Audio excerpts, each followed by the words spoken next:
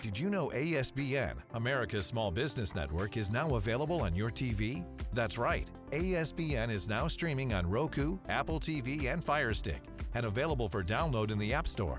Scan the QR code to download the ASBN app today. Thanks for joining us for another edition of The Small Business Show with Cheyenne Malone, exclusively on ASBN.com.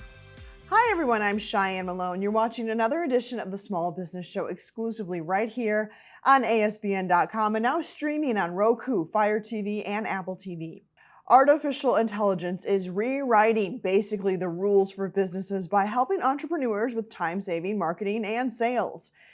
Joining us today, we have Aaron Rafferty, behavioral scientist, co-founder of Standard and BattlePACs. Thanks so much for joining us today, Aaron. Thanks for having me, Cheyenne. Okay, we're going to start super basic. Behavioral scientist, what is that even? It's not a profession you hear about all the time, so just if you could break it down for us. Absolutely. So if we think about anything that people do today, right, it's mostly based and predicated on human behavior. If we look at the show we're on right now, this is providing experiences and understanding for people, which is going to potentially inform behaviors of how people address AI and start to use it, right? I think where I did a lot of research, though, was in how we could be using technologies to better people's health outcomes, behavioral health outcomes, specifically how we can start to help people to change their behaviors for the better. And now the things I'm doing today, it's really how can we provide tools that help people really go from better health to even, better financial preparedness, better, entrepreneurship awareness, and better business savvy, and everything in between. Okay, that makes sense, and that puts you in an ideal position to speak on artificial intelligence per se. So where are we with it today, and where do you see us going in the future with AI? Yeah, there's been a lot of advancement. I think it was back in November when ChatGPT first came out. Everyone's heard of ChatGPT, and I think most people have tried it. I don't know if you tried it, Cheyenne, and so the really exciting things that we're starting to see are, the integration with potentially robots, and how, we've seen iRobot, you've seen some of these movies, Terminator, whatever that is. Not saying that Terminator is here today or is going to be here in 10 years, but really you're going to start to see more conversational awareness of AI with people, and also more, let's say, partnerships of people and AI to accelerate their business and start to really enhance their not only their productivity, but productivity of their employees. We're seeing a lot of larger companies start to onboard these technologies, and it's really starting to take hold. What do you recommend for entrepreneurs in ways to maybe leverage AI to help with tasks and decision making on a day-to-day basis? I think what we're seeing that AI is able to do for people is, for experts in a field, it's not doing much for them to enhance their knowledge and thought output.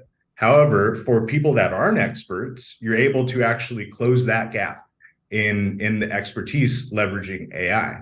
And so for business owners, and let's hope successful business owners that are looking to leverage AI, I would say figuring out how you can start to productize that model for different subsets of your business to empower your employees. Have them take, time, put an hour on the clock, schedule this out so that their employees are starting to use it and enhance their productivity, and make sure that they're compensated for that. It's going to help your business. The best thing you can do is enhance your employees with AI and make them more of a partner in what you're doing, rather than just directing them, because now they have that kind of feedback loop that they don't need to rely on you for necessarily. They can start to discuss that with AI, and then you can help them kind of tune that together. And do you think, doing things like that might help alleviate some of the fear, apprehension that some of the employees may have when it comes to AI?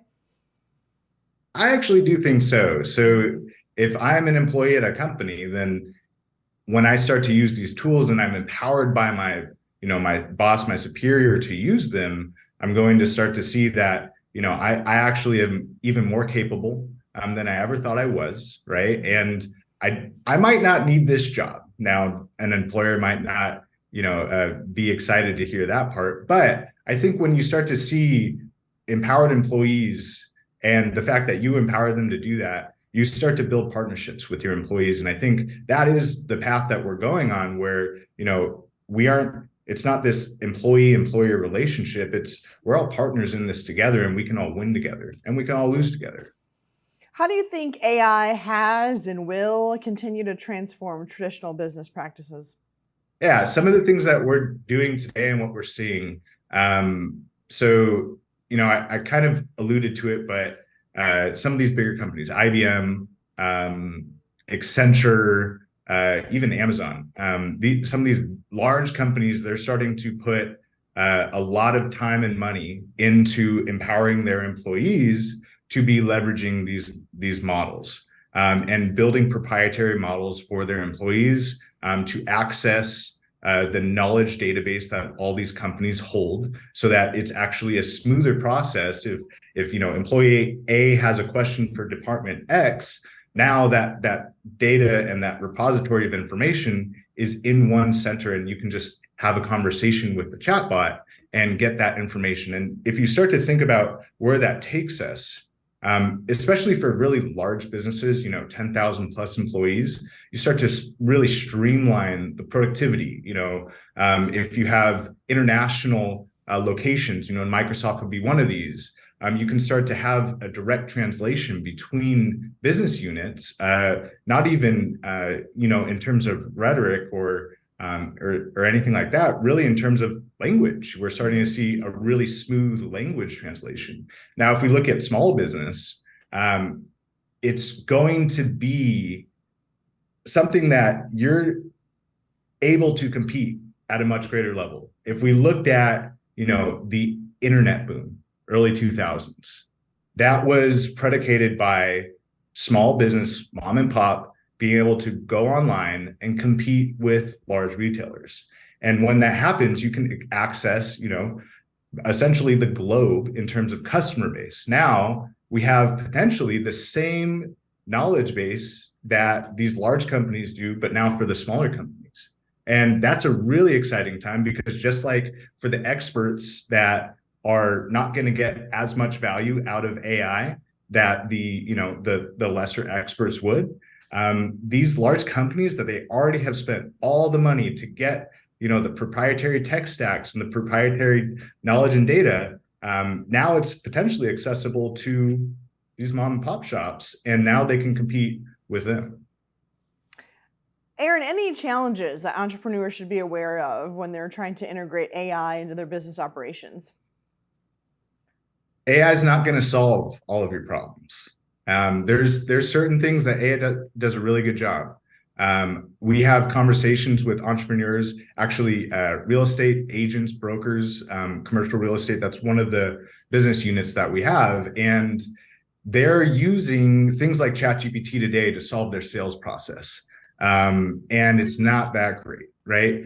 You can't go into ChatGPT and say, I need to find a sales agent for company X or a lease agent for property Y, right? It's not going to give you that information. It might help you craft your email. It might help you figure out where you could go get that. But to actually go and build that relationship, to actually go and find the more sensitive data that is not readily available online, it's going to hallucinate, right? We might have heard this term, and that will happen regularly. And so, companies like ours and other companies, they're working with companies to, enhance and enable them to access their proprietary data set, so that they can then bring that to the live internet and really start to see how that could be used, especially in sales flows. Mm-hmm. Can you think of any type of success story per se where a business benefited from AI in their sales and marketing efforts? Yeah, absolutely. So there's one that comes to mind. We actually had a broker who they were looking for tenants, specifically for a large industrial building out of Illinois, and we had access, and we still do, to a proprietary data set of a number of tenants. But then what we used AI for was what it actually does really well: forecasting, connecting the dots between things that we probably wouldn't do a good job of on the face of it, right? We like to do filters as people, if you think about Zillow or something like that.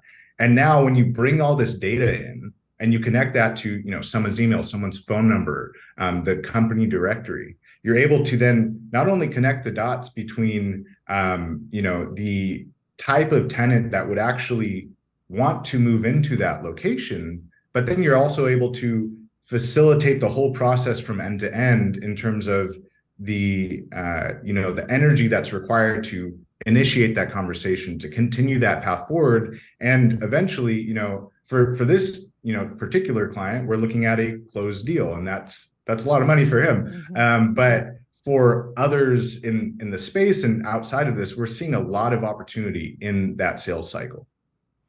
Any final thoughts for us, Aaron? Shayad, I think that this is a really exciting time.